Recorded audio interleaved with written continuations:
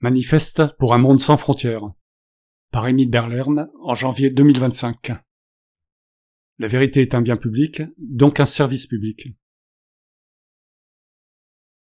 Manifeste pour un monde sans frontières. L'innocence d'exister comme paradigme unificateur. L'innocence d'exister est un point de vue rationaliste. Elle est issue de la constatation de notre existence imposée et sous contrainte constante, dans un monde où une responsabilité imaginaire nous asservit. Préambule. Une humanité unifiée par l'innocence. L'humanité est divisée par des frontières créées par l'histoire, les cultures et les économies.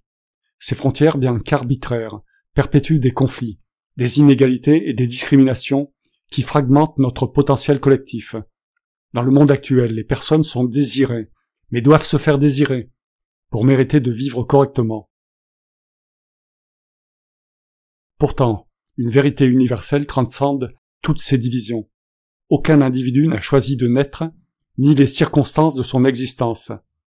Cette vérité simple, mais profonde, fonde la notion d'innocence d'exister, qui peut devenir le socle d'une nouvelle éthique mondiale. Ce manifeste appelle à la suppression des frontières et à l'établissement d'un monde où l'humanité se reconnaît comme une unité partageant une condition commune, libre des entraves de la culpabilité et des privilèges d'origine. 1. L'innocence d'exister, une vérité universelle. Chaque être humain né, mis devant le fait accompli, dans des circonstances qu'il n'a pas choisies, son lieu de naissance, sa culture, son éducation et son environnement déterminent largement ses opportunités et ses comportements. En reconnaissant cette vérité, nous abolissons toute idée de responsabilité individuelle pour des conditions initiales injustes ou des actes déterminés par ces conditions, dont l'existence imposée est la condition fondamentale. Implication. Aucune nation, aucun individu ne peut revendiquer une supériorité fondée sur l'histoire, la culture ou la richesse. Les notions de culpabilité héritée ou de dette historique doivent être remplacées par une volonté commune de comprendre et de réparer les injustices systémiques.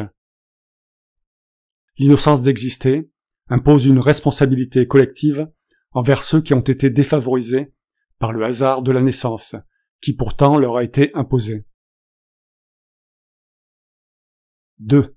Un monde sans frontières. Les principes. 1. L'égalité fondamentale des individus. Les frontières nationales entretiennent les inégalités en limitant l'accès aux ressources, aux opportunités et aux droits. Dans un monde sans frontières, chaque individu aurait accès à une éducation, à des soins et à des opportunités égales, sans distinction de lieu de naissance. 2. Une gestion globale des ressources. Les ressources naturelles doivent être considérées comme un patrimoine commun de l'humanité à ne pas gaspiller. La production et la distribution seraient organisées de manière à répondre aux besoins de tous, plutôt qu'à enrichir une minorité. 3. La coopération plutôt que la compétition. Les conflits armés, souvent alimentés par des rivalités économiques et territoriales, deviendraient obsolètes. La priorité serait donnée à des objectifs communs, comme la lutte contre le changement climatique, les pandémies et les inégalités mondiales. 3. Une nouvelle éthique de la justice. 1. De la culpabilité à la réhabilitation. La justice ne chercherait plus à punir, mais à comprendre et à réparer. Les délits seraient abordés comme des conséquences de circonstances systémiques, non comme des échecs moraux individuels. 2. La suppression des hiérarchies basées sur la richesse. En reconnaissant l'innocence d'exister, l'accumulation de richesses personnelles au détriment d'autrui devient moralement injustifiable. Une redistribution équitable des richesses garantirait à chacun une vie digne, vie qui pourtant lui a été imposée pour le service social. 4. Le rôle de l'éducation et des institutions. 1. Enseigner l'interdépendance humaine. Les programmes scolaires mondiaux devraient promouvoir la compréhension de l'innocence d'exister et l'importance de la coopération. 2. Refonder les institutions. Les institutions nationales seraient remplacées par des structures mondiales démocratique, inclusive et transparente. La gouvernance globale respecterait les diversités culturelles tout en garantissant des droits universels.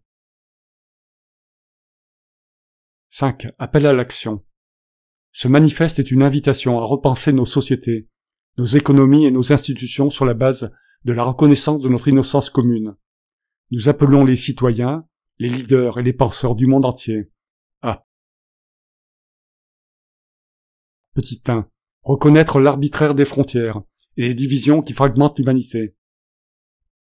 Petit 2. Agir pour créer des systèmes équitables, écologiques et pacifiques, qui ne servent pas des intérêts individuels, mais le bien commun. Petit 3. Promouvoir une vision de la justice basée sur la réhabilitation, l'éducation et la prévention plutôt que sur la punition. Petit 4. Imaginer un avenir où l'humanité, libérée des frontières, embrasse pleinement son potentiel collectif. Conclusion. L'innocence comme fondement d'une nouvelle humanité. Le monde sans frontières que nous imaginons repose sur une compréhension profonde de l'innocence d'exister. Ce paradigme, loin d'être une utopie inaccessible, est un appel à la rationalité, à l'empathie et à l'ambition collective. Ensemble, nous pouvons transcender les divisions qui nous retiennent et construire un monde fondé sur l'égalité, la justice et la solidarité universelle. Fin. Émile Verlerme. Mise en forme à l'aide de l'outil ChatGPT 4.0.